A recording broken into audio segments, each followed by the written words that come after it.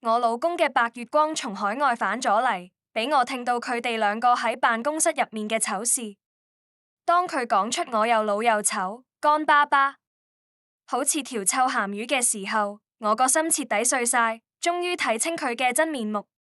嬲到爆嘅我正打算推門入去拆穿呢對狗男女，就喺呢個時候，我聽到一個令我相當詫異嘅消息：我養咗10年嘅仔，竟然唔係我親生嘅。喺屋企廚房煮飯嘅時候，許博文貼心咁跟喺我身邊，幫我摘菜打下手。佢一個京圈富二代，平時十指唔沾陽春水，同我結婚之後，竟然連煮飯都學識咗。當初許博文追我嘅時候，我仲以為佢只係一時頭腦發熱，呢啲激情根本維持唔落去。就連佢身邊嘅朋友都係咁樣認為。然而，我哋結婚11年，佢對我始終如一，甚至喺我啱生完仔嘅頭幾年，佢都會貼心咁幫我分擔，幫我湊仔，同時又好照顧我嘅情緒。屋企唔係冇條件，單係工人都請咗3個，但每日放工返嚟，許博文總會親自下廚煮飯俾我食，親自打掃我同佢間房嘅衛生。佢話我一定要讓我老婆每日都食到我煮嘅飯，一定要親手打掃自己間房。人哋打掃嘅我驚唔夠乾淨，對我老婆健康有影響。佢嘅貼心入微，令佢身邊每個朋友都跌晒眼鏡，就連屋企嘅工人都羨慕咁同我講：蘇小姐，許先生對你真好，你真係好彩，嫁咗個又靚仔又有錢又體貼嘅老公。我哋啊，呢世都唔會有呢種福氣嫁啦。許博文聽到呢句話，一臉寵溺咁從後面攬住我條腰，將個頭靠喺我膊頭上。我只覺得渾身唔自在。掙脫咗許博文嘅攬抱之後，我就去廚房自己煮起菜嚟。許博文都冇嬲，從後面輕輕握住我嘅手，身體貼實我，簡直好似狗皮膏藥一樣，甩都甩唔甩。屋企嘅工人見到呢一幕，一個個又再羨慕咁望住我。蘇小姐、許先生，你哋兩個唔好再曬恩愛啦，唔係陣間連飯都食唔落啊！曬恩愛？我轉頭望住一臉柔情似水嘅許博文，佢嘅眼神入面，仿佛就只裝得落我一個人。喺外人眼中，佢就係高冷、拒人千里之外嘅許家富二代，許氏集團副董事長。只有喺我面前，佢先會咁柔情。呢啲係佢對我獨有嘅偏愛。但事實真係咁樣嗎？如果佢真係愛我，又點會喺白月光面前話我係黃面婆，話我乾巴巴？佢早就厭惡咗呢？或者應該同佢曬恩愛嘅人唔係我，而係另有其人？件事應該由3日之前講起。我係一名全職主婦，10年前同丈夫許博文結婚之後，就生咗個仔，留喺屋企做全職太太。3日之前嘅中午，我滿心歡喜咁帶住我為許博文準備嘅愛心飯盒嚟到佢公司辦公室門口。就喺我準備推門入去嘅時候，我突然聽到辦公室入面傳來一個女人嘅聲音：啊，博文，你簡直係全世界最厲害嘅男人，我愛死你啦！我隻手震晒，呆喺原地。我唔敢相信自己嘅耳朵，仲以為聽到嘅一切都係幻聽。但接下來許博文嘅一番說話，先將我徹底拉返現實。老公勁唔勁？老公係唔係最勁嘅男人？勁，你太勁啦，博文，我愛你，我只愛你。我渾身冰凍，個心一陣絞痛。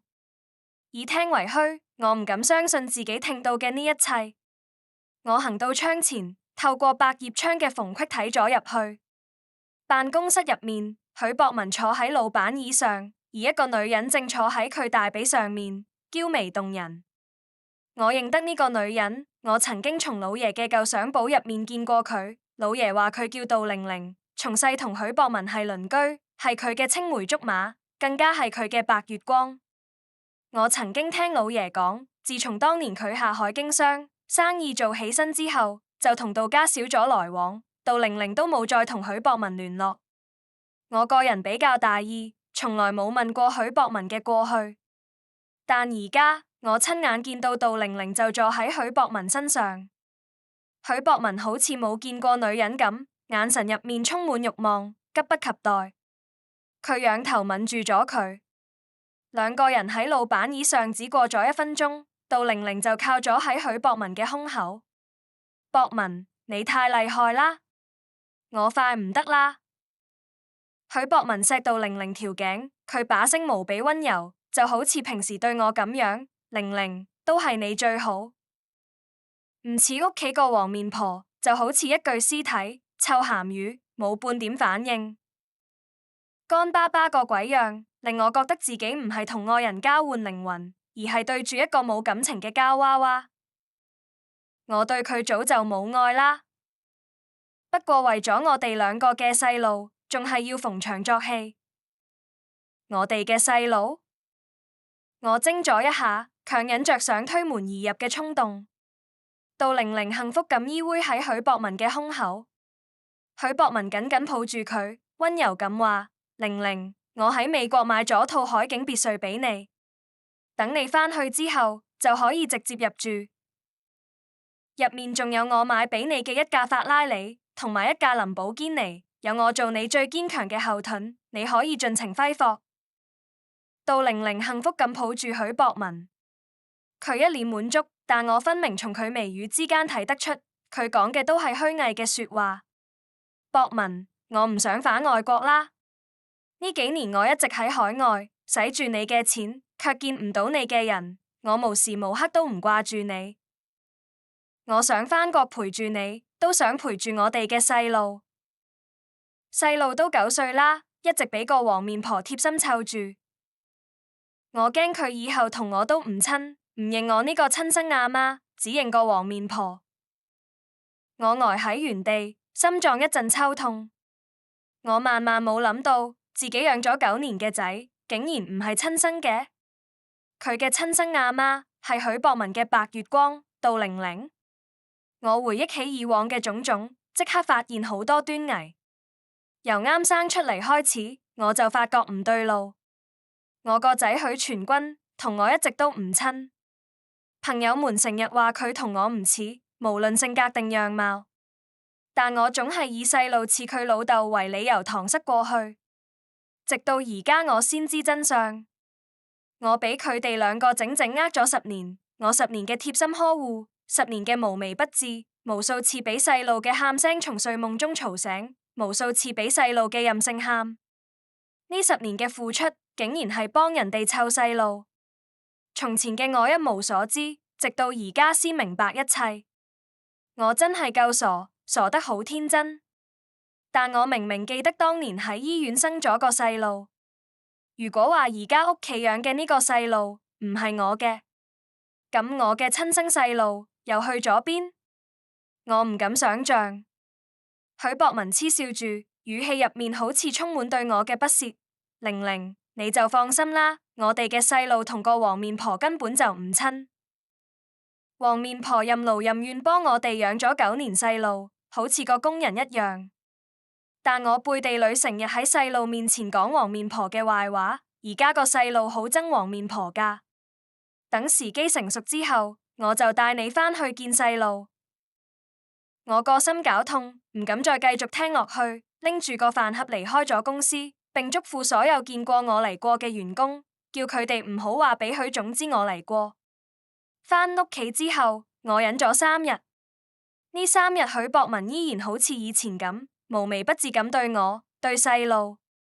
放工之後，佢返屋企仲係好似以前咁陪我煮飯，打掃我哋間房嘅衛生。喺人哋眼中，佢仍然係個對我無微不至嘅丈夫。但我點睇佢都覺得惡心。一圍飯菜做好之後，屋企3個工人就落班返屋企。我、老爺奶奶、許博文，仲有個仔許全軍一齊坐喺飯桌前食飯。準確啲講，係許全軍，而唔係個仔許全軍，因為佢根本就唔係我個仔。飯桌上面，我有些小心不在焉。3日之前從公司返嚟之後，我個腦一直好亂，我喺度諗，到底要點樣先可以揾返我嘅親生仔？我一邊要喺屋企裝作咩事都冇發生過，應付許博文同老爺奶奶之餘，一邊又要喺背地裏默默揾，咁樣好難唔露出馬腳。許博文見我面色唔好，好似有心事咁，放下碗筷，關心咁抓起我嘅手，心痛到極。無情，你係唔係邊度唔舒服？係唔係消化唔好啊？我叫私家醫生過嚟俾你睇下。佢拖住我嘅手，語氣溫柔到極。我又諗起那日佢喺辦公室都係用呢個語氣同杜玲玲講嘢，我惡心到睜開咗。但就喺呢個時候，許全軍又耍起少爺脾氣，一手將碗筷掃翻，碗入面嘅湯湯水水全部濺咗喺我身上。許全軍抱住手，一臉任性。我唔食飯，日日食呢啲，我都食膩啦。我要食肯德基，我要食漢堡包。我俾呢個小畜生嘅任性激到唔輕，眉宇之間浮現一抹怒意，下意識就想鬧佢，食什麼肯德基漢堡包，啲都係油炸食品，唔健康。但我說話剛講完，就意識到一個問題，佢根本就唔係我嘅親生細路，我傻更去管佢做乜？許全軍一副撒潑打滾嘅模樣，坐喺地下碌來碌去，口入面不停嚷嚷，我就要食肯德基，就要食漢堡包。你呢個惡毒老女人，唔俾我食，咁我就餓死。我要令你冇仔。我望住許全軍，呢一刻，我個心好似塞住一口氣。養佢9年，最後換來嘅就係咁一句惡毒老女人，真係良心俾狗食咗。都唔等我開口，奶奶一臉不滿咁瞪咗我一眼，反而鬧起我嚟。細路想食就俾佢食啦，你咁兇做乜？偶爾食一餐又唔會死，我老許家嘅孫仔，難道連肯德基都食唔起嗎？就算買間店，我哋都買得起。老爺奶奶對呢個小畜生向來寵壞，呢幾年我可唔少因為呢個小畜生俾兩老鬧。我個心住一口氣，但轉念一想又好快釋然。唔係我嘅細路，我做乜要關心？許博文見我俾奶奶鬧，毫不猶豫站出嚟幫住我。阿媽，你點可以咁兇無情？佢都係為咗細路好。呢個唔係許博文第一次喺老爺奶奶面前護住我，結婚以來我每次俾老爺奶奶針對，佢都會咁樣做。呢個亦都係點解我可以同佢一齊咁耐嘅原因。如果冇經歷過辦公室件事之前，我會單純咁認為呢啲係愛意，發自內心咁感動。但而家我只覺得呢一切都係做戲，呢一屋人都係度上演各種各樣惡心嘅戲碼。奶奶惡狠狠咁瞪咗我一眼，走過去一把將許全軍抱喺懷裏。乖孫，唔好同呢個惡女人一般見識啊！陣間阿嫲就帶你去食肯德基。呢個小畜生俾兩老寵壞咗，竟然暗暗衝我吐咗吐舌頭，做咗個鬼臉。許博文行到我身邊安慰我情緒。無情，細路仔唔懂事，唔好嬲。如果係以前，我一定會俾呢個小畜生同奶奶嘅行為激到心臟痛。但而家我一啲感覺都冇，呢個小畜生生與死關我鬼事。我個心就只有一個諗法。到底要諗什麼辦法先可以揾到我嘅親生仔？就喺呢時，客廳突然傳來一陣門鈴聲。老爺走去開門，企喺門口嘅係一個女人。許叔叔好。我聽到個女人嘅聲音，轉頭一看，呢個唔就係許博文嘅青梅竹馬杜玲玲嗎？佢竟然仲走埋上門嚟。老爺見到杜玲玲嘅時候，一瞬間就笑起上嚟。我個心落噔一下，呢幾年我嫁入許家，任勞任怨，親自操持屋企一切，好多時候同屋企嘅工人幾乎冇任何分別。我幫佢哋許家生咗孫仔，又將呢個唔係我生嘅小畜生帶咁大，卻從來冇見過老爺奶奶對我笑過，哪怕一次都冇。然而而家見到杜玲玲，老爺竟然笑咗，我不禁感慨呢一家人嘅人品真係犯賤。杜玲玲手拎住嘢，見到老爺嘅時候，佢即刻遞上一包嘢，笑眯眯咁話：許伯伯，好耐唔見啦。從細我就知你鍾意飲酒，我專登託朋友帶咗2瓶上好嘅茅台俾你。老爺塊面都笑出摺紙，眼都快米成一條縫。玲玲，快啲入來，快啲入來，仲未食飯啦？正好同我哋一齊食飯。老爺收咗禮物，將杜玲玲迎入屋，唔知係有意定無心。我好似見到老爺喺杜玲玲嘅手背上輕輕摸咗一下。杜玲玲直接行到奶奶面前，然後又向奶奶遞上一包嘢。阿姨，好耐唔見啦，你仲係同以前一樣後生。我啱從外國返嚟，呢啲係我帶俾你嘅美國護膚品，好好用㗎。係喲，阿姨早就老啦，邊仲用得着呢啲嘢啊？奶奶口度推托住，卻伸手將嘢收低。杜玲玲恭維住，唔老唔老，阿姨你幾後生啊？睇落也就30幾歲。呢啲護膚品就適合阿姨你呢啲人用。你呢個細路，來就來啦，仲帶什麼嘢啊？太客氣啦。奶奶都收咗護膚品，兩老高興得好似新婚一樣。咁多年，我從未見過佢哋兩老咁高興過。其實我送俾兩老嘅嘢都唔少，可以咁講，兩老由頭到腳嘅嘢，包括內衣內褲，都係我親自揀俾佢哋買嘅。但佢哋從來冇俾過我好面色，甚至覺得呢一切都係理所當然。係啊，或者兩老覺得我嫁入佢哋許家，用嘅都係佢哋許家嘅錢，憑什麼要多謝我呢？佢哋從來就冇見過我嘅付出，而杜玲玲只不過係送咗一次嘢俾佢哋，就已經討到佢哋歡心，真係可笑。送完禮物俾老爺奶奶之後，杜玲玲又行到許博文面前，佢拿出一隻手錶送俾許博文。許博文表情明顯猶豫咗一下，想收禮物，卻又有些小顧忌咁轉頭望咗望我。奶奶瞪咗我一眼，然後又望住許博文，話：博文，人哋玲玲一片心意，你就收咗佢啊？只不過係一份禮物咋，難道你仲要去睇其他人面色嗎？一個男人仲唔可以有個女性朋友了？呢個家恐怕仲輪唔到某些人話是吧？我聽出奶奶嘅陰陽怪氣，我面無表情，個心卻係道冷笑。阿媽，唔好咁講。許博文仍係好似以前咁護住我，不過佢都收咗禮物。呵呵，虛偽。最後，杜玲玲又走向個小畜生，將最後一份禮物遞過去，摸咗摸個小畜生個頭，你就係小全軍啦，真可愛。呢啲係杜阿姨俾你嘅禮物哦，入面有一套變形金剛，仲有肯德基全家桶。一定係你最鍾意嘅。好耶，多謝杜阿姨。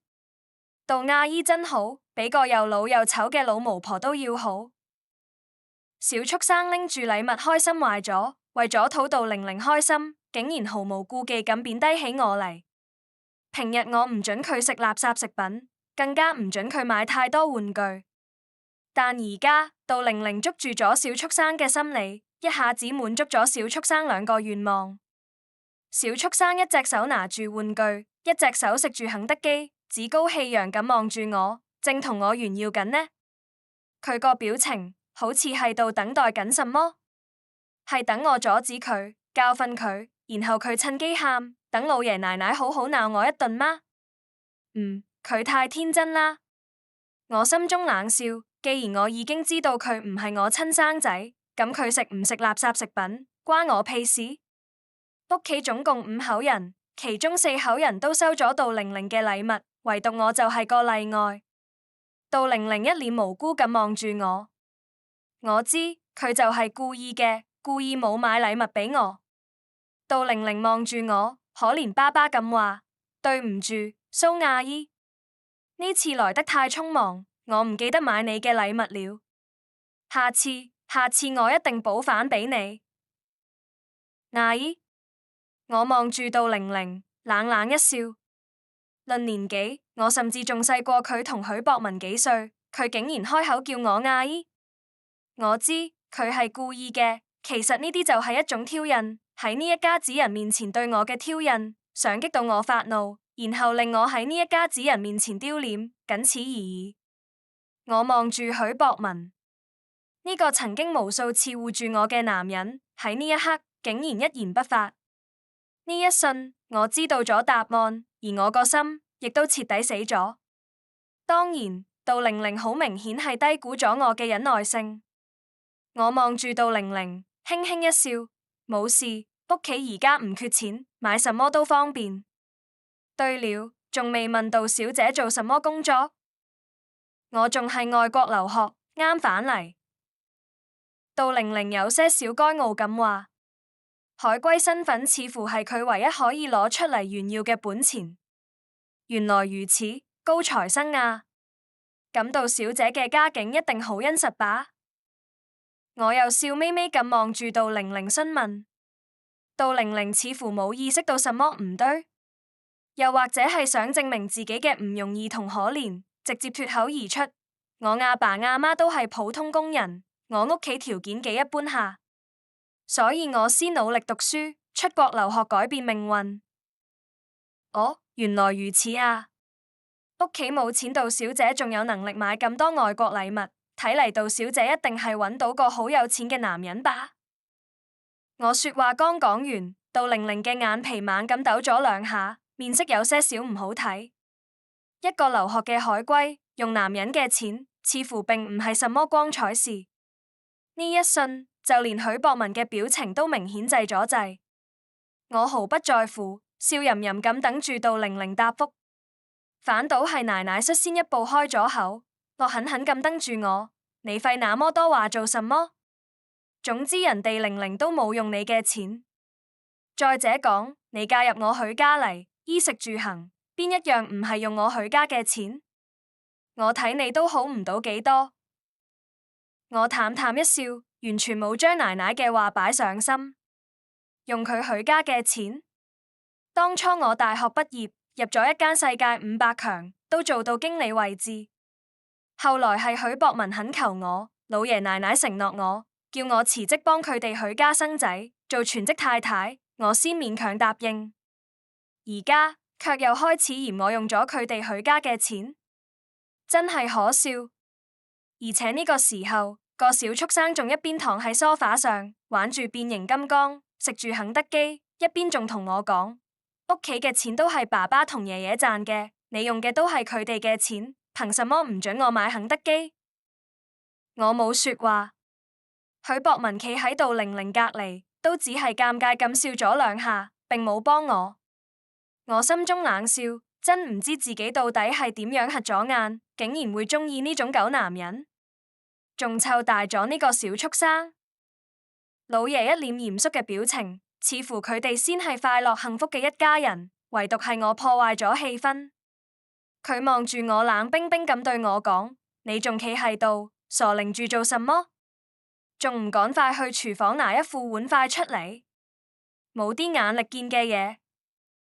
老爺肆無忌憚咁喺杜玲玲面前使喚我，杜玲玲都得意洋洋咁望住我，露出一個勝利者嘅微笑。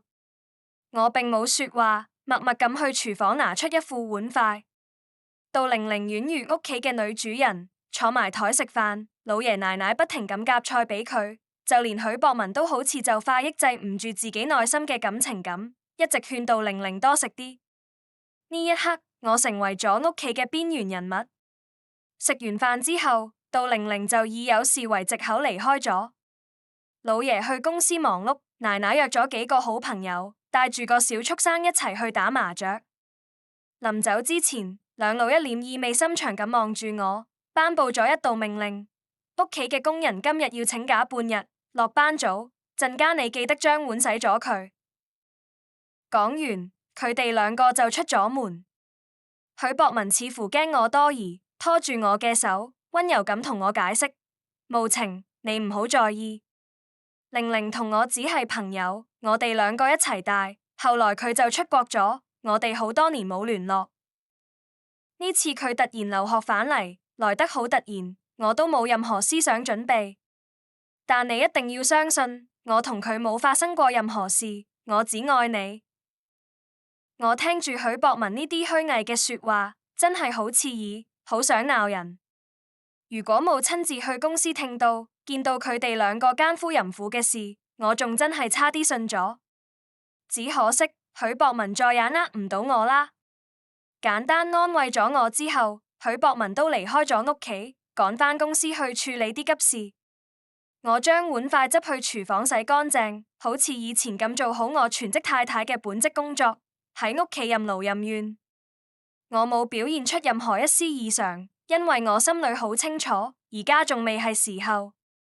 將屋企嘅事都處理得差不多之後，屋企剩返我一個人。我收拾咗一下自己嘅嘢，開住車往當初我生仔嘅間醫院趕咗過去。杜玲玲嘅到來轉移咗老爺奶奶嘅注意力，俾我製造咗尋找細路嘅最佳時機。我仲記得曾經幫我主刀嘅個醫生，並且揾到咗佢，詢問咗當初我生仔嘅時候發生嘅一啲小細節。個醫生望住我良久，對我說道：呢件事太耐啦，已經咁多年，我早就記唔清了。如果真係想調查嘅話，要去翻下醫院嘅檔案先得。我頓咗頓，沉默咗一會兒。片刻之後，我笑眯眯咁望住醫生，對佢誠懇說道：醫生，呢件事對我來講真係好重要，麻煩你幫下忙，拜託。我同醫生握咗握手，順手塞咗一張銀行卡喺佢手裏，入面有5萬蚊。反正呢張銀行卡入面嘅錢都係許家嘅，我都冇必要去心痛什麼。醫生收咗銀行卡之後，面色明顯變咗變，佢望住我，笑容都變得多咗起來，熱情洋溢咁同我握握手。咁我幫你揾下睇。好快，醫生就翻出一堆檔案。查詢咗我生仔那日嘅檔案之後，醫生即刻認真咁對我說道：蘇小姐，我睇過啦，我哋醫院嘅檔案唔會出錯嘅。你生仔那日，我哋醫院只有2個新生兒。如果連2個新生兒都會搞錯嘅話，咁我哋呢間醫院都冇必要開落去啦，都太馬虎大意了。我笑咗笑，對醫生嘅說話不以為然。的確，2個新生兒，醫院大概率係唔會搞錯嘅。但係，倘若唔係醫院搞錯嘅，而係有人故意調包，混淆視聽呢？我望住醫生，仲係問咗一句：醫生，我想問下，那日除咗我之外，另外一個生仔嘅叫什麼名？蘇小姐，按理來講，如果我話俾你知呢啲事係違規嘅，我面無表情咁望住醫生，伸出5隻手指，就見佢頓時眼前一亮，即刻話：不過呢，我知蘇小姐你為子心切，都係為咗細路，我能理解，我呢就幫你睇下。醫生講完，翻咗翻檔案，一切結果全部揭曉。同我同一日生仔嘅個人，個名叫杜玲玲，那日就同我住隔離病房。等等，隔離病房？我頓咗一下，突然覺得個心好似一陣刺痛。我突然諗起我生仔那年嘅一切事情，記得喺我生產後嘅第2日坐月嘅時候，許博文貼心咁帶咗雞湯俾我。佢用一個不鏽鋼飯盒精心將親手燉嘅雞湯裝喺入面。我用腳撈咗一下，只撈到幾塊雞肉，甚至有的睇落去就好似俾人啃過一樣。當時我就有咁樣嘅懷疑，不過許博文話俾我知，肯定係雞肉燉得太爛糊咗，導致咁樣俾人啃過嘅假象，叫我唔好在意。而且佢仲話俾我知，營養都喺雞湯入面，叫我多飲湯，少食肉。我係個讀過書嘅人，我當然知所謂嘅營養都係湯入面呢種說話，完全就係細路仔嘅。但當時我對許博文太痴迷，太愛佢咗，我認為只要係佢愛我嘅，呢啲小事都冇什麼。如今仔細諗諗，呢入面嘅疑點太多了。恐怕那時候我飲嘅雞湯都係許博文送俾杜玲玲食剩之後，先俾我端過來嘅。我覺得心絞痛，我放棄咗自己世界500強嘅事業，選擇做全職太太，幫許博文生仔，冇諗到佢竟然係咁樣對我嘅。我當初點會瞎咗眼，會中意呢種畜生？按住胸口，深呼吸，盡量令自己平靜落來。我努力回憶，努力去復盤件事嘅經過。按照醫生調查嘅檔案來睇，當年我同杜玲玲一樣，都生咗個男仔。不過我生得比佢遲幾個鐘，並且當時我情況危機，因為難產，導致我昏迷咗一小段時間。後來仲係醫院剖腹產，先將我個仔生出來，並且喺生出來後嘅第二日朝早，我先真正見到自己嘅細路，亦即係屋企個小畜生許全軍。呢中間所間隔嘅空餘時間，比足咗佢哋調包嘅過程。一瞬間，我覺得自己誤咗。我知咗，我一下子都知咗。呢一瞬，我好似什麼都諗通咗。但目前嘅問題在於，如果話當初我同杜玲玲生嘅細路俾人調包咗，咁我個細路到底去咗邊？總唔可能俾杜玲玲養住吧？我拜託醫生，一定要仔細幫我查查。醫生收咗錢，辦事都非常乾脆，好快就得到咗答案。根據當年醫院所記載嘅檔案來睇，幫杜玲玲生產簽字嘅人，個名叫黃建國，係外省一個小鄉鎮入面土生土長嘅農村人。而且根據檔案所記載，杜玲玲喺生完仔之後一個星期就出院咗。如果我冇估錯嘅話，後來佢應該係俾許博文送咗出國。而被調包嘅我嘅親生仔，則係俾呢個叫做黃建國嘅小鄉鎮農村人抱咗返去養，亦即係話，而家我只需要揾到黃建國，就能夠揾到我嘅親生仔。我有些小激動，趕緊向醫生詢問咗呢個黃建國準確嘅個人信息，以及當初簽字嘅時候所填寫嘅一啲家庭住址。喺要到一切信息之後，我履行咗自己嘅承諾，再次從卡入面俾醫生轉咗5萬蚊。醫生睇我嘅眼神，簡直比睇親爹還要親。佢熱情洋溢咁握住我嘅手，蘇小姐，好榮幸呢一次為你服務。如果以後仲有什麼需要嘅話，盡管吩咐，我一定盡我所能幫助你。我望住醫生笑咗笑，笑得意味深長。我心中已經醞釀出一個計劃，當然呢個計劃嘅後續肯定仲會需要呢個醫生嘅協助。放心啦，醫生，以後我一定仲會揾你幫忙嘅，以後我哋長期合作。告別咗醫生，我當即按照黃建國當年填寫嘅地址，買咗高鐵票嚟到佢所在嘅省份，然後又轉咗大巴，最後又坐咗3輪車，總算嚟到咗個偏僻嘅小鄉鎮。話係小鄉鎮，其實更準確來講係一條小鄉村。呢度極度落後，村入面嘅路都未鋪水泥，仍然係泥路，稍微落少少雨就無比泥濘。村入面大多數人住嘅仲係泥屋，圍咗一個院子。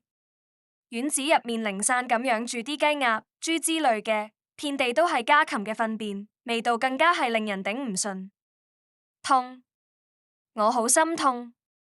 喺見到咁樣環境嘅我冇嫌棄，唯一嘅感覺就係無比嘅心痛。如果我親生嘅寶貝呢幾年真係身處咁樣嘅環境之中長大，咁絕對係我呢個做阿媽嘅唔稱職，係我唔對。而家我唯一嘅諗法就係要趕緊揾到我嘅細路。我唔顧自己嘅小白鞋踩喺泥濘嘅土路上，我唔嫌棄空氣中彌漫嘅家禽糞便味道。直接行入村入面去，只要係遇到村入面嘅村民，我就會攔低，有禮貌咁詢問黃建國屋企嘅位置。一個坐喺門口抽旱煙嘅阿伯話我知，黃建國啊，佢屋企就係村最東邊，你見到一處只有2間屋嘅泥屋，嗰度就係佢屋企啦。我點點頭，多謝咗阿伯之後，以最快嘅速度朝村東頭嗰邊狂奔過去。好快，我就見到一棟破爛不堪嘅小泥屋。泥屋非常簡陋，因為年久失修，泥牆上仲有裂痕。同其他啲泥屋一樣，呢棟泥屋都有一個細細嘅院子，院子入面一個睇落十分瘦小嘅身影蹲喺地上，手入面仲拿住一把有缺口嘅菜刀，喺度斬緊什麼。喺見到個瘦小身影嘅我個心就狠狠咁抽痛咗一下。或者係因為母子連心嘅原因，畢竟係從我身上跌落下來嘅一塊肉，我有80%嘅把握確定呢個就係我嘅細路。我紅咗眼眶，強忍着眼淚朝個小泥屋走咗過去。隔住好遠，我就聽到一陣罵罵咧咧嘅聲音：搞快啲，你呢個賠錢貨！趕緊將菜斬好，然後拿去將豬餵咗。餵完豬之後，去調些糠，餵雞同鴨，然後再將院子入面嘅衛生打掃一下。聽到冇？院子入面個瘦瘦細細嘅男仔一臉堅強，佢唔喊也唔鬧，只係用小手倔強咁擦咗擦自己有些紅腫嘅面頰，好明顯係俾人打過。佢望住企喺門口嘅一對夫婦開口：爸爸媽媽，我乖乖聽話，將呢啲活都幹完，今日夜晚可以俾我食飯嗎？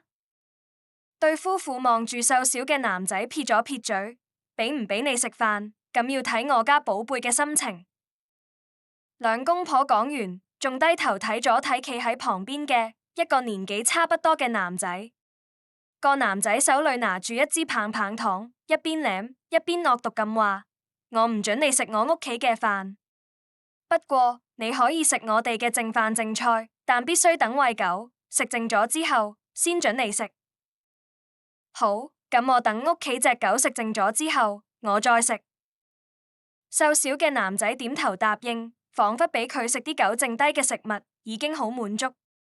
對夫婦滿意咁抱住食棒棒糖嘅男仔行入屋，而唔遠處嘅我見到呢一幕，早已經心痛不止，泣不成聲。我嘅親生細路喺呢度過嘅就係咁樣嘅生活，俾人咁樣對待嘅嗎？餵豬餵雞鴨咁細嘅年紀，包攬咗屋企咁多活，甚至連一口飯都唔配食，而係食狗食剩嘅食物。呢啲畜生仲係人嗎？我心如刀割，我嘅親生細路呢幾年過嘅竟然係咁樣嘅生活，而我喺屋企卻將個小畜生寵上天。愧疚充滿咗我嘅內心，我覺得自己個心臟一陣刺痛，忍不住朝院子衝咗過去。寶貝，我企喺院子外面，望住個正在斬豬草嘅瘦小身影，聲音有些沙啞咁喊咗一聲。我形單影隻，聲音都唔敢太大，驚動咗屋入面嘅黃建國夫婦。男仔聽到聲音，剛剛費力舉起嘅把缺口菜刀突然停頓喺空中。佢轉頭過來望住我，慢慢站起身，然後朝我嘅方向走咗過來。我哋母子兩個就咁隔住院子入面嘅籬笆相望。阿媽，阿媽，你係我嘅阿媽嗎？男仔衝住我，天真無邪咁笑住。我睇得出佢眼神入面嘅渴望，血脈至親。佢能夠非常清晰咁感受到我，而我都能感受到同佢嘅母子情。佢始終係我身上跌落下來嘅一塊肉，佢體內就流住我嘅血。我哋好多年未見，但我哋個心永遠連埋一齊。我泣不成聲，望住佢對眼、鼻、眉都同我咁似。如果之前我只有80%嘅把握認為佢係我嘅細路，咁而家我能100%嘅確認，佢絕對係我嘅親生仔。我心痛如絞，輕輕伸手穿過籬笆嘅縫隙，捧住男仔塊細臉。佢塊面係咁粗糙，冇好似普通細路咁嬌嫩。佢就咁望住我，唔喊也唔鬧，眨咗兩隻大眼睛，就咁望住我，似乎係驚我從佢視線之中消失一樣。寶貝，係我係你阿媽。我塊面流淌住熱淚，卻又唔敢發出太大嘅聲音，只能默默抽熱住。我真係你阿媽啊！男仔笑咗，笑得好幸福。兩行熱淚從佢眼眶入面瘋狂衝出來，我見到佢無聲咁喊，眼淚流喺我嘅手上，好似一把把刀，不斷咁切割住我個心臟。我就知你一定係我阿媽，我感受得到。黃爸爸同黃媽媽都話我係佢哋花1萬蚊買返來嘅，話我係冇爹冇媽嘅孤兒，話我係賠錢貨。但我知，我只係行咗丟。我阿媽一定會返嚟接我嘅，我唔係孤兒，我係有阿媽嘅，我係有阿媽嘅。我緊緊咁握實拳頭。指甲深深咁嵌進咗我嘅血肉裏，但我好似感覺唔到疼痛。對比我細路呢幾年所承受嘅痛苦，我呢啲痛又算得什麼？呢啲根本就唔能夠稱之為痛。我揾到咗我嘅細路，我嘅親生細路，我應該高興，我應該幸福。但我都知呢種時候，我係唔可能將佢帶返去嘅。許家唔允許，杜玲玲唔允許，黃建國更加唔允許，因為我嘅細路關係到佢哋三方嘅利益，而且呢一切實在太突然咗，亦都根本唔現實。我知我唔可以急，越係呢種時候，越要冷靜。我輕輕擦乾男仔嘅眼淚，我塊面擠出一個笑容。寶貝，阿媽揾到你啦，阿媽終於揾到你啦。但阿媽而家有難處，阿媽冇辦法馬上接你返去。但你信阿媽好嗎？你再等阿媽幾日，等阿媽安排好之後，阿媽一定會接你離開嘅。阿媽一定會帶你逃離呢啲日子。你信阿媽嗎？男仔笑眯眯咁望住我。佢好懂事，懂事到令人心痛。阿媽，我信你，我最愛阿媽，阿媽係生我嘅人，我只信阿媽。阿媽，你去吧，我一定會乖乖等你返來嘅，我唔會喊，也唔會鬧，我唔會俾你闖禍嘅，我會乖乖等你返來。我抬頭望天，盡量別反自己嘅眼淚，令自己唔至於喺細路面前喊。我知，越係呢個時候，自己越要堅強起身，因為而家我冇任何後盾，我嘅後盾只能係我自己。不但如此，我仲要成為我個仔嘅後盾。我認真咁望住男仔，捧住佢塊面。細路，記住阿媽講嘅說話，你唔姓黃，你姓許，你叫許文君，知道嗎？你一定要乖乖等阿媽，阿媽返去，好快會安排好嘅。等阿媽安排好之後，就馬上來接你。你一定要等阿媽。我唔敢待太耐，我驚俾黃建國發現，因為我唔知黃建國同杜玲玲佢哋仲有冇聯絡。呢件事喺我冇完全掌控之前，我絕對唔可以暴露出去，俾任何人知道。哪怕而家我好想令我嘅寶貝脫離苦海，我都必須忍住內心嘅衝動。因為咗佢後半生無憂無慮嘅生活，我同佢都必須將眼前嘅苦熬過去。我強忍着自己內心想將個仔接走嘅衝動，我唔可以喺呢度待太耐，只能暫時先轉身離去。不過臨走之前，我取咗個仔頭上嘅幾根頭髮，我敢100%確定佢就係我親生嘅仔。但我嘅確定唔夠一份醫學鑑定。我拿住個仔嘅頭髮，迅速離開咗呢條小村莊。許博文、杜玲玲，我一定會令你哋付出代價。我會令你哋將我個仔食過嘅苦，翻10倍、100倍咁還返來。離開咗小村莊之後，我花錢包咗一架計程車嚟到本地嘅市中心，然後買咗一張飛機票，當晚就返咗京城。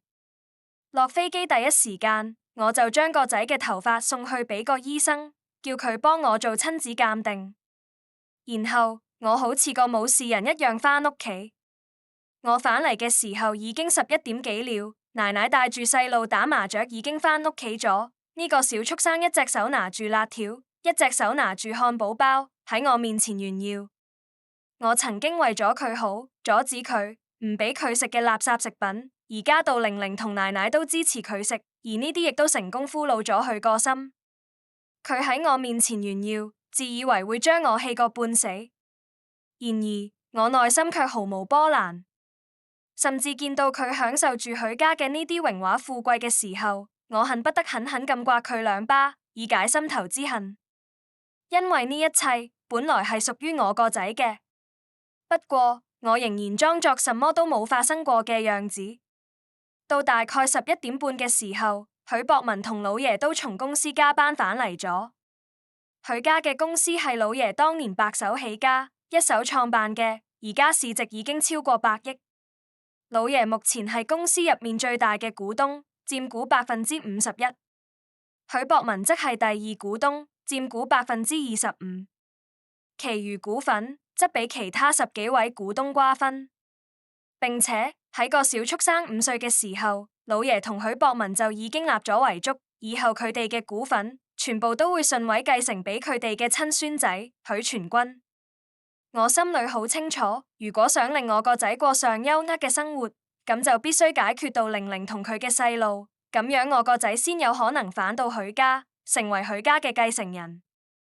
但點樣喺唔觸碰法律底線嘅情況下達成我嘅目的，呢個成為咗我嘅一個難題。當日夜晚，我輾轉反側，諗咗好多好多，腦海入面構思出嚟嘅10幾個方案，全部俾我否決咗。或者目前為止，我仲冇辦法諗出一個完美嘅方案，因為我個腦好亂，心裏全部都係如何去令我嘅細路脫離苦境。瞓覺嘅時候，許博文主動過來從後面抱住我，想同我親近。我一臉不耐煩咁推開咗佢。我個腦永遠唔記得那日去公司嘅時候，喺辦公室見到佢同杜玲玲嘅場景。而家嘅佢只令我覺得惡心，而且係稍微靠近我，都會令我覺得惡心。無情，你點啊？許博文不明所以，仲以為我係因為小畜生食零食嘅事同佢鬧脾氣，聲音溫柔咁安慰我：細路仔愛食啲小零食，只要係唔將零食當正餐食，呢啲都係好正常嘅，你都唔好擺上心。你放心，聽日我就好好教育下全軍，令佢以後少食啲零食。我都好好同阿爸阿媽講下，叫佢哋以後好好同你講嘢，注意自己嘅態度。你千祈唔好嬲啦。虛偽，真係虛偽。還好我早就睇穿咗佢偽裝嘅面具。我仍係唔想理會許博文，同佢多講哪怕一句說話，我都覺得自己係浪費口舌。許博文都睇得出我心情有些唔對路，或者係因為做賊心虛，佢主動從銀包入面拿出一張銀行卡，對我話：無情，你唔好嬲啦。今日日間阿媽講嘅都係氣話，我哋許家嘅嘢唔就係你嘅嘢？我許博文嘅錢唔就係你嘅錢嗎？呢啲都係你該使嘅。呢張卡入面有100萬，聽日你帶住全軍去行下街，好好放鬆放鬆，想買什麼就買什麼，唔好拘束。我背對住許博文，握實拳頭。虛偽，可笑。呢個家伙直到而家了，仲係度同我做戲。我知佢呢幾年對我嘅貼心全部都係假嘅，對我嘅偏愛都全部都係假嘅。佢就係一個虛偽嘅人，只係為咗能令我更好咁照顧佢同杜玲玲生嘅個小畜生，僅此而已。而曾經嘅我，卻真係信咗佢呢啲鬼話，以為佢係真係愛我，真係想同我結婚生仔，真係想同我一齊。都係啦。佢一個京圈太子爺，點會安安穩穩咁同我過日子呢？哪怕係我知道呢啲，我都好難受。我個心太痛了。我心痛係因為我俾欺騙咗咁多年嘅感情，俾傻傻咁蒙在鼓裏。我心痛係因為我嘅親生細路仲過住食狗食剩嘅飯菜日子，而許博文卻能帶住個小畜生揮金如土。我想喊，但喊唔出。也唔係因為喊唔出，只係因為許博文呢個人渣，根本唔值得我為佢流一滴眼淚。儘管如此，我都收咗呢張銀行卡，因為我知我需要錢，我每一個行動，每一個佈局都需要錢。我要用許家嘅錢來擊潰許家，我要令呢啲人付出佢哋應有嘅代價。真正痛苦嘅人唔應該係我，更加唔應該係我個仔，而係許博文、杜玲玲、許家兩老，仲有個我養咗9年嘅白眼狼。第二日一大朝早起身之後，工人幫我哋一家子準備好咗早餐。小畜生喺飯桌上面又鬧起脾氣，佢直接將碗筷掃翻，將碗入面嘅熱粥潑咗喺我身上，撒潑打滾，一副冇人可管嘅任性。我唔食粥，我唔食雞蛋，我要食薯片，我要食棉花糖，我要食炸雞。老爺奶奶見狀，耐心咁控住，全軍乖，食少少早餐，陣間中午，嫲嫲同杜阿姨帶你去遊樂園玩，好不好？小畜生仍然一副撒潑打滾嘅模樣。我知佢係裝嘅，因為佢做呢啲事嘅時候，不時就會用眼角斜我，誠心就係想激我。我實在忍唔落去，直接反手一巴掌狠狠咁刮咗喺佢塊面度，同我閉嘴，好好食飯。我從來冇過咁兇嘅樣子。呢一瞬唔單止係小畜生，就連許博文還有老爺奶奶兩老直接就呆咗。好快，小畜生塊面浮現出一道紅紅嘅五指印。我一啲都唔心痛，望住俾小畜生掀翻嘅竹，心裏一股莫名嘅怒火就係壓唔落去。我嘅親生仔連狗食剩嘅飯菜都唔一定食得到，而佢卻係度浪費糧食。可惡，可恨。過咗一會兒，小畜生好似感覺到疼痛，直接哇哇大喊咗起來。奶奶衝過來狠狠咁推咗我一把，你呢個瘋女人，你係度做什麼？好好地打細路做什麼？你個腦有病嗎？你係唔係個腦有病？小畜生坐喺地下眼淚汪汪，兩條腳不停蹬住地。佢喊口咁指住我，一邊喊一邊鬧，你呢個老巫婆，你根本就唔係我阿媽，我阿媽先唔會打我。杜阿姨話咗，佢先係我阿媽，佢會帶我食好嘢。你就係工人，我哋屋企嘅工人，養我嘅一個工人，你憑什麼打我？我冷冰冰咁望住小畜生。呢個時候，許博文卻直接衝咗過來，趕緊將我拉到一邊。無情，童言無忌，童言無忌，細路嘅說話咋，你唔好當真，唔好嬲。你先出去行下街啦，錢唔夠嘅話再話我知，我打俾你。許博文仿佛係驚我發現什麼似的，趕緊將我推出家門。我一臉冷笑，佢以為我唔知，其實我什麼都知。我俾許博文推住走出咗家門口，直到出客廳嘅那，我都仲能聽到老爺罵罵咧咧嘅聲音。什麼狗東西，都配做我許家新抱？什麼都唔會，只會喺屋企煮下飯、洗下衫，做乜都唔得，使錢就幾勁，而家仲夠膽打我嘅寶貝孫仔。呢種新抱仲留嚟做什麼？趕緊令博文同佢離咗佢。我睇佢仲唔及玲玲嘅1/10。我表情很冷靜。最終我離開咗許家嘅門。許博文將我送出嚟之後，就返去控老爺奶奶佢哋了。我冇在乎，直接朝醫院趕咗過去。親子鑑定報告好快就出咗來，我嘅細路當然係我親生嘅，同時佢都係許家嘅骨肉，按照法律來講，佢有理由繼承得到許家嘅一部分財產。不過而家嘅我並冇諗咁多事情。我知而家仲未係時候，我喺許家仍然處於弱勢，仲冇真正咁攞到件事嘅主動權。我心情好複雜，也好煩躁。我一邊係度諗盡快將個仔接返嚟嘅同時，一邊又驚喺許家呢邊失去主動權，從而令我嘅細路失去好多嘢。我暫時只能忍，或者話係度等一個機會。只係我冇諗到，我嘅機會會來得咁快。從醫院拿到親子鑑定結果報告離開之後，我為咗舒暢下心情，就去行咗下商場。我去咗兒童服裝區，當然係想提前俾我嘅仔準備一些好看嘅衫褲鞋襪。我買咗一大堆名牌童裝，拎喺手都快拎唔落了。或者我認為，呢啲真係我能力範圍之內所能夠補償我個仔最好嘅方式。但我萬萬冇諗到嘅係，我竟然喺商場遇到咗許博文、杜玲玲，仲有個小畜生3個人。佢哋3個人互相拖住手，睇落去好似捉一家3口。小畜生手裏仲拿住一個雪糕，非常開心咁食住。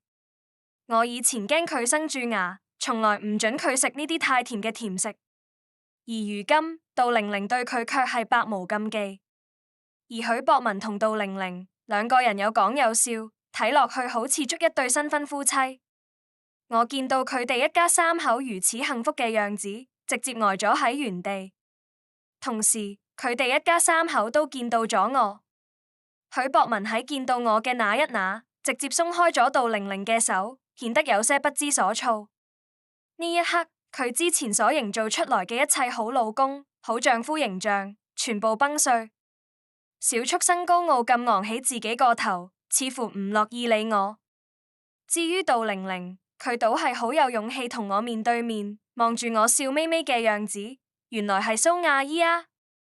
咁啱，你都來行商場，買咗咁多童裝，係俾全軍嘅嗎？我笑咗笑，冇說話。小畜生望住我，趾高氣揚咁話：老巫婆、醜女人、老阿姨，邊個稀罕你嘅衫？你就算買再多衫，我都唔會原諒你嘅。我以後都唔會叫你阿媽了，杜阿姨先係我阿媽。許博文望住我，尷尬咁解釋：無情，童言無忌，你唔好同細路一般見識。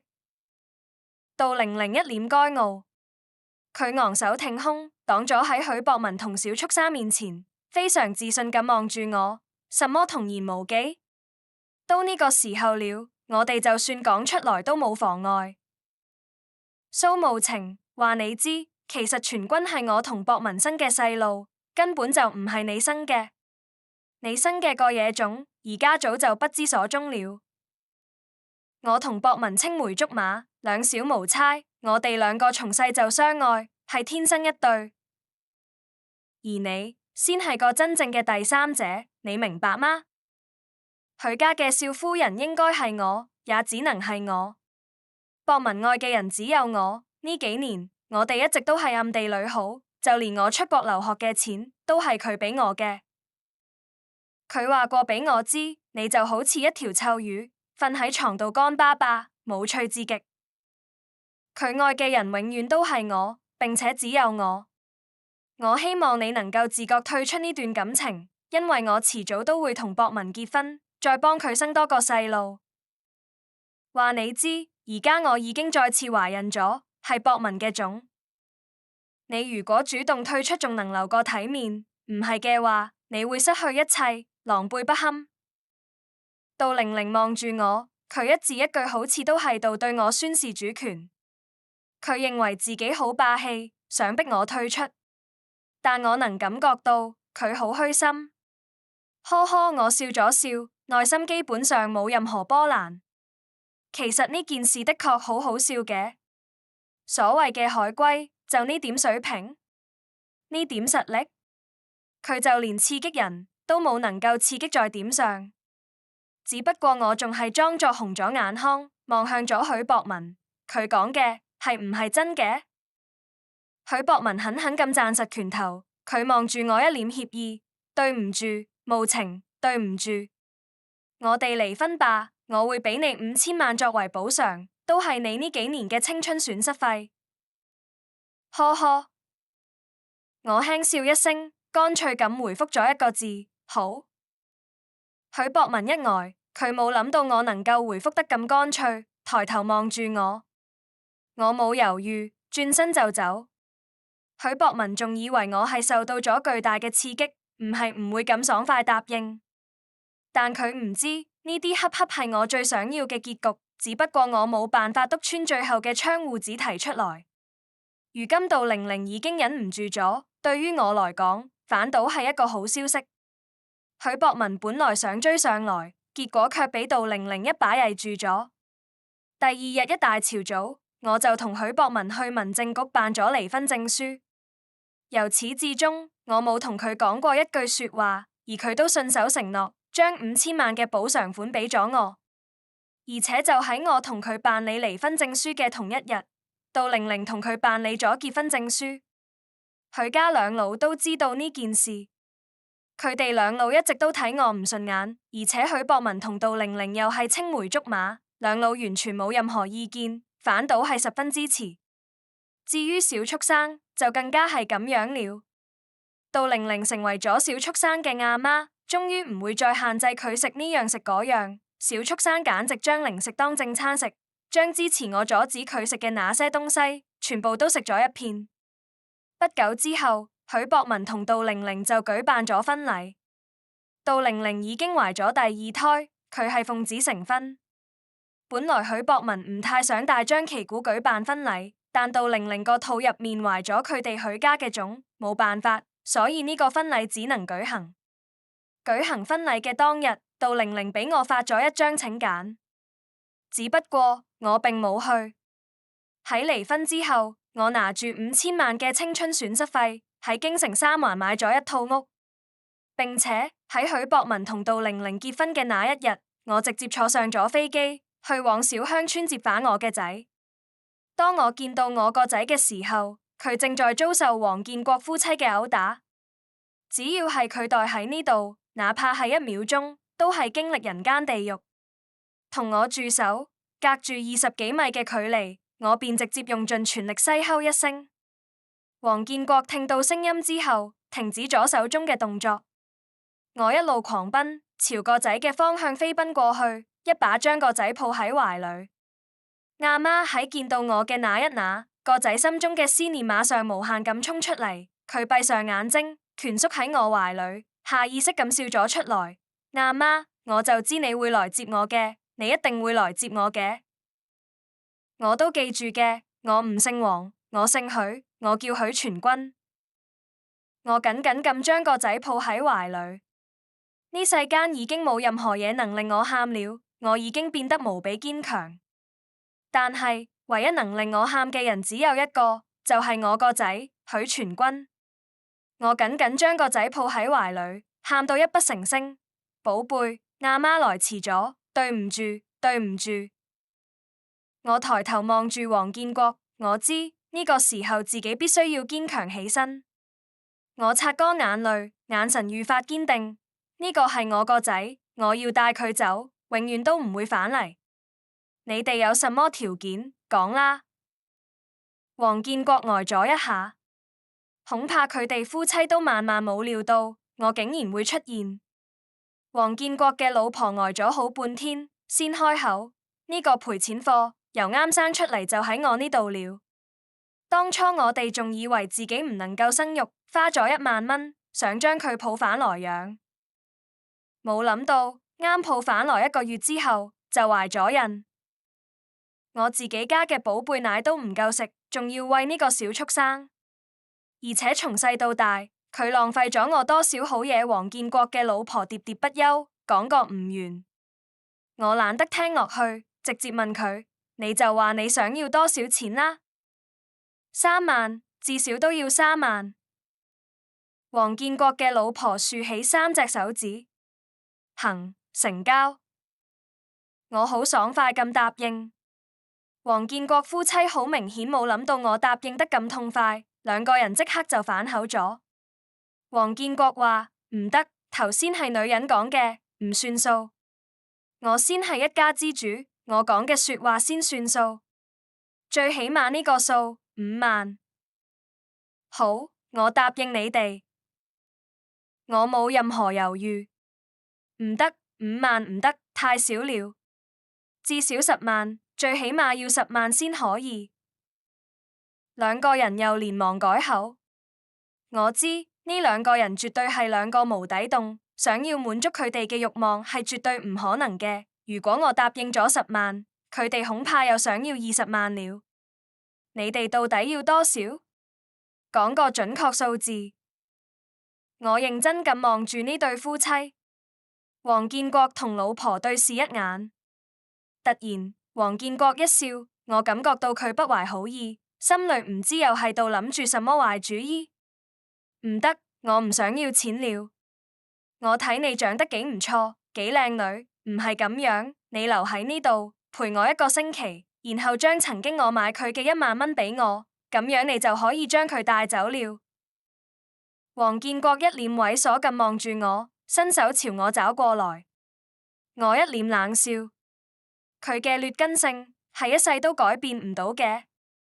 我早就預料到咗呢種狀況，我嘅寶貝仔喺佢哋睇來就好似一件可以交易嘅商品。我唔會放過呢對夫妻，唔係嘅話，我個仔呢幾年受嘅苦又點算？啪！我打咗一個響指，10幾個強壯嘅男人馬上從黃建國屋企嘅圍牆後面衝咗出來，當場將佢哋夫妻按咗喺地上。10萬？我一分都唔會俾你。呢幾年你點樣對待我個仔，我就要令你哋點樣還返來，同我打斷佢哋嘅手同腳。呢10幾個強壯嘅男人都係我花重金從專業嘅保鏢公司請來嘅，佢哋下手十分利落，何況係喺呢種偏僻小山村，更加唔使有任何後顧之憂。黃建國夫妻每個人都俾保鏢乾脆利落咁打斷咗一手一腳。我冇要佢哋條命，呢種殺人違法嘅事我唔會做。只不過從今以後，呢對夫妻都只能做殘疾人了。我相信也足以令佢哋心裏積累更深嘅怨氣。接到咗我個仔之後，我馬上將佢帶返咗京城，幫小家伙兒收拾打扮一下之後，佢長得一啲都唔比許家個小畜生差。只不過呢幾年佢嚴重營養不良，身子瘦到皮包骨，頭髮焦黃，哪怕係只俾佢食一個雞蛋，都會因為營養過剩而導致一些反胃嘅狀態同行為。呢種情況只能夠慢慢改善。我帶我個仔來京城，好好改善咗一下生活。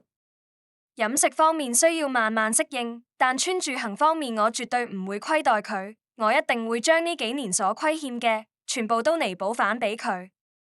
我帶住個仔去行商場買衫、買褲、買鞋，冇人能夠理解我心中嘅愧疚。也許我只係單方面認為咁樣能夠喺我嘅能力範圍之內給予佢一些補償。除此之外，我諗辦法將個仔嘅戶口遷咗過來，並幫佢改名許文君。但其實佢真係好懂事，哪怕係我俾佢煮一個雞蛋食，佢都會開心好耐好耐。佢話佢從來冇食過雞蛋，呢個係佢呢世食過最好食嘅嘢，而雞蛋卻係個小畜生揀飲擇食隨意掉嘅嘢。作為一個母親，我心痛無比。喺帶住個仔行商場嘅時候，我又遇到咗老熟人。杜玲玲拖住許家個小畜生，竟然同許博文嘅老豆一齊行商場，而且杜玲玲懷胎3、4個月，已經有些顯肚了。呢3輩人行商場，卻冇注意到我嘅蹤跡，而我卻注意到咗佢哋。原本我唔想去在乎呢啲事情，但我發現咗一個非常巨大嘅端倪，就係2個人竟然拖住手行商場。我又諗起杜玲玲曾經送禮嘅時候，俾許博文佢老豆摸手背，呢個好唔對路。我心裏有一種恐怖嘅諗法，將個仔暫時寄託喺商場嘅兒童樂園區之後，悄悄咁跟咗喺杜玲玲後面。佢哋大概行咗1個鐘左右，於是便離開咗商場。許博文嘅老豆開車，我喺身後攔咗一架計程車跟咗上去。令我跌晒眼鏡嘅係，3輩人嘅目的地竟然係一間5星級酒店。我覺得我三觀都快崩碎了，同時直覺都係不斷咁話我知，接下來肯定會有好戲發生。我趕緊喺網上查咗查，聯絡咗一名效率極高嘅私家偵探，叫佢5分鐘之內趕到我面前，錢唔係問題。碰巧個私家偵探嘅工作地就係呢間5星級酒店500幾米左右遠嘅地方，1分幾鐘之後就趕到場了。我對佢指咗指杜玲玲嘅背影，說道：幫我跟住佢哋，調查下佢哋入酒店做乜。如果可以嘅話，最好能整到一些相或者視頻畫面，錢唔係問題。私家偵探興奮咁望住我，佢對我拍住心口保證：小姐你放心，你知點解我嘅偵探所距離呢度咁近嗎？因為捉奸呢種事，我早就唔係第一次幹了。你就睇好啦。私家偵探好快跟咗上去，我就係5星級酒店門口等消息。大概過咗10分鐘左右，許博文嘅老豆率先出來了，但仍然唔見杜玲玲以及許家個小畜生嘅身影。我耐心等待，大概又過咗有半個鐘左右，杜玲玲仲冇出來。不過私家偵探卻一臉興奮咁跑出來了。點解咁耐？我有些奇怪咁望住私家偵探。私家偵探一臉八卦，拿住一個相機，又係一臉得意。小姐，呢個相機要是冇5萬蚊嘅話，我唔會賣俾你，因為入面嘅嘢實在太勁爆了。我有些不耐煩咁望住私家偵探，催促說道：唔好賣關子了，到底係怎麼回事？趕緊講。我話咗，錢唔係問題，前提係你拍到咗我想要嘅嘢。小姐，你就放心啦。我話咗，我唔係第一次幹呢種事，我都唔係幹呢行嘅新手了。私家偵探將相機遞俾我，一臉神秘兮兮嘅樣子。有些嘢我一句兩句都講唔清，反正你自己睇啦，一定要做好心理準備，因為入面嘅嘢實在太勁爆了。我不以為然。接過相機之後，我翻出嚟睇咗一下，意料之中嘅是，入面的確有我想象嘅嘢，杜玲玲同景賢，而且許家個小畜生竟然仲喺屋入面玩。我不得不感慨，城入面嘅人真係會玩，個心真大。私家偵探望住我，對我說：唔好急，你再往後睇，仲有呢，後面嘅更加勁爆。我帶住些好奇往後一翻，呢一瞬我恍然大悟，怪唔得剛才嘅時候我就只見到許博文嘅老豆一個人出來，原來杜玲玲同佢結束之後，馬上就去找咗另外一個男人，一個我從來冇見過嘅陌生男人，並且呢個私家偵探手段的確高超，呢一次仲錄製咗一段視頻，而且就連聲音都聽得非常清晰。視頻入面，個男人急不及待咁將杜玲玲推上床，杜玲玲語氣有些嬌嗔：死鬼，你輕啲啦，人家仲懷住孕㗎。男人有些吃醋，好似又有些生氣，佢望住杜玲玲，哼，我嘅女人竟然去幫許家生仔，佢哋都配。杜玲玲一臉嬌媚，睇你個死樣，幫許家生仔咁又點？仲唔係你嘅種嗎？第一個係你嘅種，你仲唔滿意？呢第二個仍然係你嘅種，你仲想點樣呢？個男人一臉壞笑，許家人就係純粹嘅大傻 X， 幫老子養仔呢都毫無察覺，特別係個許博文，純粹嘅大冤種一個。難道佢冇發現自己嘅兩個細路都唔係佢親生嘅嗎？哈哈哈哈！杜玲玲白咗一眼，唔好同我提佢了，個廢物一啲都唔得，每次都係1分鐘就完事，我仲要裝作好舒服，邊有你勁啊？人家只愛你。杜玲玲面色潮紅，咁我哋就幫許博文個家伙生多幾個，令佢幫老子養仔。個男人直接撲咗過去，呢個也唔怪呢個偵探咁興奮。有一說一，呢一次嘅嘢的確太勁爆了。一直以來我都係到仇，點樣令我個仔分到許家嘅家產？而家簡直就係餓咗就將餅送到我嘴邊來了。原來許家個小畜生根本就唔係許家嘅種，咁亦即係話我個仔係許家唯一嘅血脈。按照許博文同佢老豆立嘅遺囑來講，我個仔係許家家產嘅唯一繼承人。點樣？美女，我呢個相機絕對值得5萬蚊吧？你唔會蝕本嘅？私家偵探一臉笑嘻嘻咁望住我，我都跟住佢笑咗一下。我俾你6萬，幫我做多幾份，然後加我微信，整成文件發俾我微信度。私家偵探非常乾脆，我哋互相加咗微信之後，佢將嘢整成文檔發咗俾我，而我亦都按照約定俾佢轉咗6萬蚊過去。拿到咗呢啲嘢之後，我並冇着急，我知而家仲未係真正亮相出來嘅時候，我仲需要等待一個時機。我返商場接上自己個仔返屋企，接下來嘅幾個月，我同個仔平日裏就係一齊食下飯、行下街，我偶爾帶個仔去旅下遊，見下世面。當然，學習方面都冇落下。我都係個大學畢業嘅學生，雖然做全職媽媽多年，但基礎底子仲係度。平日有空就幫個仔輔導下功課，令佢盡量跟得上呢個時代嘅腳步。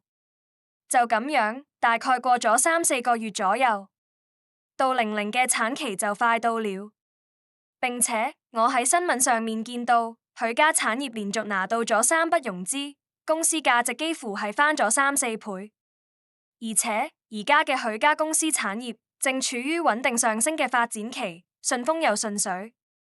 公司入面蒸蒸日上，許家一家人其樂融融。我知呢個時候該我出手嘅時候到了。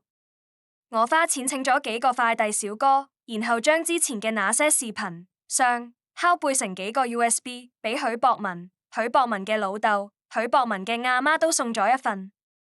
另外，許家公司股東高層每一個人我都送咗一份。冇過幾耐，我就聽到某一日許氏集團嘅二股東許博文正在辦公室辦公，然後突然收到咗一個 USB， 佢都冇多想，插落電腦打開一睇，入面勁爆嘅畫面令佢直接發瘋了。許博文直接衝入咗董事長辦公室，亦即係自己親老豆嘅辦公室入面，將自己嘅親老豆打咗個半死，然後直接開車返屋企，將懷孕7、8個月嘅杜玲玲打到流產。呢件事嘅影響非常大。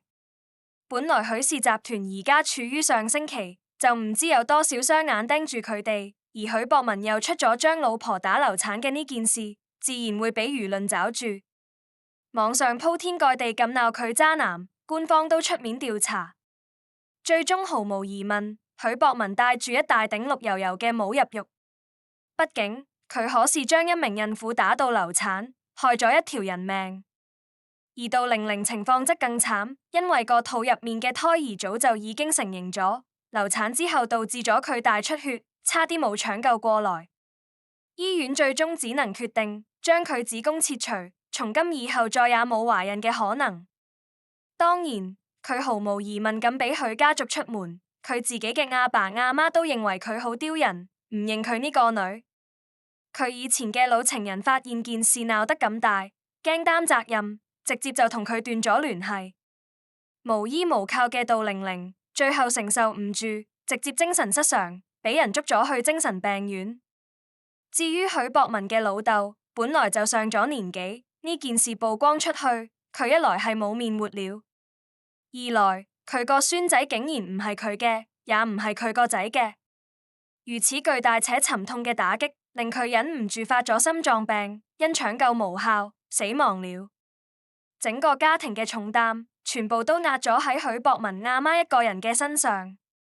之前嘅時候，許博文阿媽對個小畜生係寵到骨子裏，可自從知道咗丈夫嘅那點樁事，知道呢個小畜生並非許家骨肉，佢就再也唔對小畜生寵了，甚至見都唔會見一面。許氏公司一下子失去咗2個最大嘅股東，群龍無首，一時間人心惶惶。許博文嘅阿媽一夜白頭，根本挑唔起咁大嘅擔子，也根本穩唔住軍心，最終都係急火攻心，住咗院。如今許氏公司正係最關鍵嘅，最係要上升嘅時候，群龍無首點得？公司股東們決定投票決定，選出全新嘅董事長，將許家徹底踢出局。我知呢個時候該我出場了。許氏集團嘅股東大會就開喺許博文阿媽病倒嘅第3日，喺許氏集團嘅會議室召開。許氏集團除咗許博文同佢老豆之外，其餘股東全部到場。就喺大家準備投票選舉新一任董事長嘅時候，我帶住我個仔開門進入咗會議室入面。你係邊個？入嚟做什麼？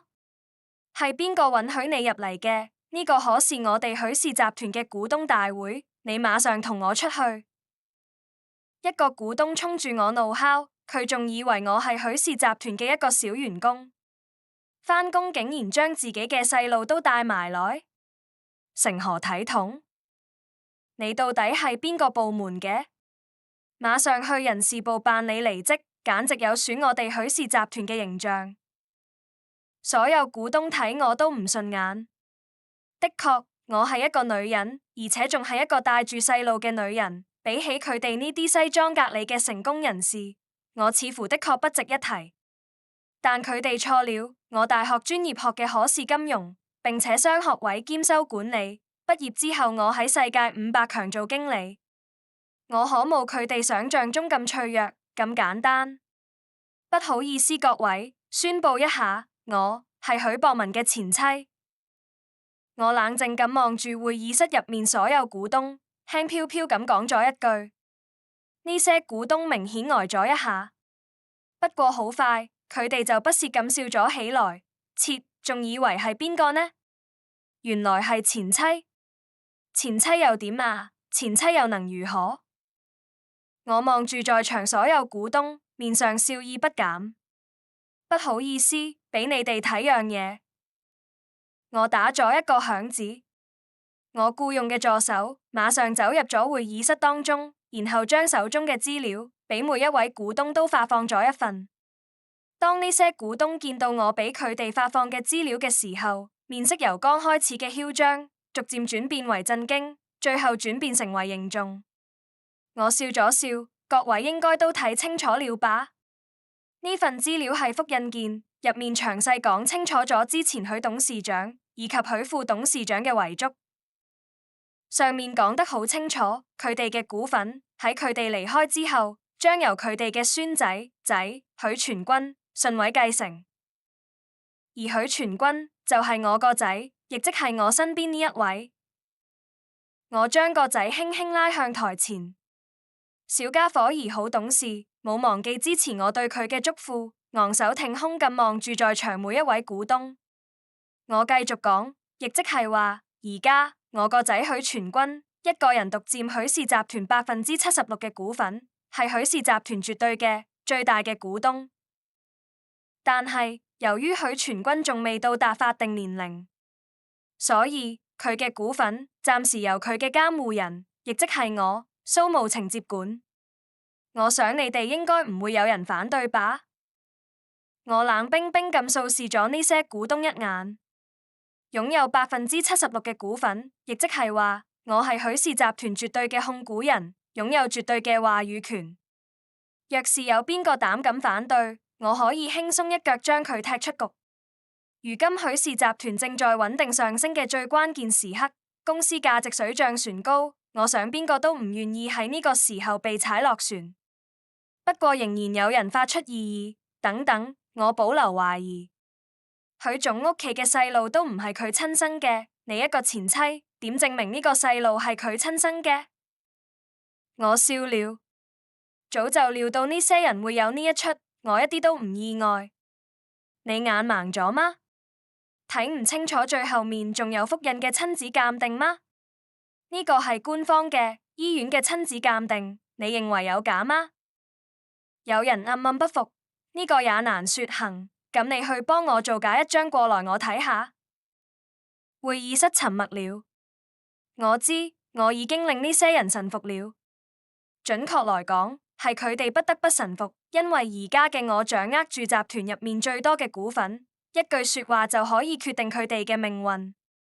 很好，既然冇異議了，咁今日暫時咁樣。散會。3日之後，我將召開新聞發佈會。到時我將正式對外宣布接手許氏集團。3日之後，新聞發佈會如期舉行。關於我接手許氏集團嘅事，冇任何人有異議。只不過好多人都保持一定嘅懷疑，我一個女人真係有能力打理好咁樣一間巨型公司嗎？我想我有做過管理者嘅經歷。雖說當初嘅我只係一個經理。而家嘅我卻成為咗董事長，但我相信當初我嘅經理位置都係一步一個腳印行上去嘅，腳踏實地，唔會有任何問題。而如今呢個董事長之位更加係如此，而事實也正如我所想嘅那樣，因為許博文父子倆之前拉咗好幾次融資，算是幫我鋪咗路。如今嘅許氏喺我手裏也算運營得蒸蒸日上。我不再係全職媽媽，而係變成咗一個職場強人。公司穩定之後，我去監獄度探望咗許博文。入咗監獄之後，佢變得十分憔悴，連半點人樣都冇了。喺見到我嘅那一那，佢更加係仿佛見到咗希望，要唔係有鐵門隔住，我相信佢一定會衝到我面前。我見到許博文，內心非常平靜，冇一絲一毫嘅波瀾。佢望住我，非常激動，喊住對我說：無情，對唔住，對唔住。我知呢幾年我做咗好多錯事，傷害咗你，傷害咗我哋嘅感情。如今我真係知錯了，我求下你，能不能原諒我呢一次？從今以後，我哋還是好好咁過日子，好不好？下半輩子，我一定會加倍對你好嘅。我好快就會出去，好快，你等我好不好？再俾我一次機會。我笑吟吟咁望住許博文。許博文，我俾過你機會，我真係俾過你機會。我同你結婚整整10年，呢10年你有無數次機會可以回頭，但你冇咁樣揀。許博文呆咗，我又笑咗笑。對了，唔記得話你知，你老豆死咗，你阿媽入咗醫院，杜玲玲喺精神病院呢。而且許氏集團而家俾我掌控，我係許氏董事長，也係許氏最大嘅股東。你許博文眼中嘅懊悔，一瞬間變成咗對我嘅恨意。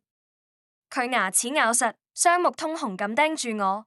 蘇無情，你不得好死！係你俾我嘅 USB， 係你害得我家破人亡。你等住，等我出去，我唔會放過你，我絕對唔會放過你嘅。望住許博文呢個天真嘅樣子，我真是笑了。呵呵，不好意思，你冇機會出來了。呢啲都係你應得嘅。你曾有選擇嘅機會，只可惜你揀錯咗。許博文呆咗，我直接轉身離開。好快，獄警將佢帶返咗自己嘅房間。當然，我已經花咗錢喺入面安排人好好咁照顧佢了。如果佢命硬一些，估計能撐得住3個月；如果命唔夠硬，能活1個月都係萬分幸運了。當然，對於如今嘅我來講，那點小錢不過九牛一毛罷了。去監獄探望咗許博文之後，我又去醫院睇咗下許博文嘅阿媽。佢好似急火攻心，有些半身不遂了，不過意識依然清醒。伯母，你仲記得我嗎？呵呵，你以前唔係睇唔起我、討厭我嗎？但真係好抱歉，我而家係許氏董事長，許氏集團最大嘅股東。你應該很不服氣吧？你丈夫死咗，你個仔喺監獄裏，估計都撐唔到幾耐了。你話你一個人活住還有什麼意思呢？我要是你，肯定死咗算了。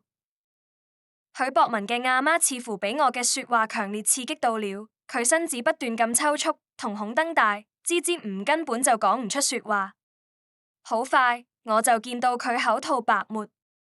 醫生趕到嘅時候，檢查咗一下，不停搖頭嘆息：哎，病人受嘅刺激太大了，腦神經受損，下半輩子恐怕只能做植物人了。我笑笑離開咗醫院。杜玲玲喺精神病院，我已經唔想去睇佢了。污糟咗我對眼，我只係以許氏集團嘅名義，俾個精神病院捐咗點錢，叫院長好好照顧杜玲玲，唔可以俾呢種病人跑出來危害社會。至於個小畜生，我將佢送返咗那個偏遠嘅小山村黃建國屋企。喺見到村入面嘅環境嘅時候，小畜生直接絕望了，喊住叫住拉住我件衫：阿媽，我錯咗，對唔住，我真知錯了。你唔好將我留喺呢度，我生蛀牙了，我牙痛，我唔想留喺呢度。我一把拍開咗小畜生嘅手，面上帶住一抹淡淡嘅笑。不好意思，我唔係你阿媽，杜玲玲先係你阿媽。我直接轉身離開。我個仔從生出嚟到而家，體驗咗咁樣嘅生活，足足體驗咗9年。如今也係時候令呢個小畜生將呢啲全部都還返來。我聽我嘅助理話，小畜生被留喺黃建國屋企嘅當日，黃建國一巴掌就將佢嘅蛀牙同門牙全部都打飛出去了。咁樣子，佢嘅蛀牙唔痛了。僅僅係待咗一日，小畜生差啲就俾打死了。因為之前我叫人將黃建國夫妻打成殘廢，佢哋對我嘅怨念特別大，而佢哋又聽到小畜生叫我阿媽，所以將呢口氣撒喺咗小畜生嘅身上。至於小畜生會唔會俾打死，我並唔關注，我也並唔在乎。2年過後，我已經徹底習慣咗作為許氏董事長嘅生活，公司喺我嘅運作下也係穩步上升，而且我個仔也很懂事聽話，我也冇再多嘅奢求了。又係2年之後，我遇到咗一個我愛佢，佢也很愛我嘅人。佢係另外一間公司嘅董事長，我哋喺一次談生意嘅時候相識相戀，也算是門當戶對了。佢對我個仔很好，佢也係離異家庭，有自己嘅細路。我同佢相處咗1年，順理成章咁領證，走到咗一齊。我哋都唔係細路仔了，婚禮並冇大辦，只係請親朋好友食咗個飯。我個仔同佢個仔幫我哋做花童。而我哋2家公司強強聯手之後，事業也發展得更好了。我同我丈夫都很努力，想盡量為雙方嘅細路打下更多嘅江山。我哋都知未來遲早有一日，我哋嘅一切都會係屬於佢哋嘅。許家嘅事漸漸喺我腦海中淡忘。我從我丈夫嘅身上也學到咗好多嘢。人生苦短，及時行樂，唔活喺過去，唔憂慮將來，我哋要做嘅就係把握當下。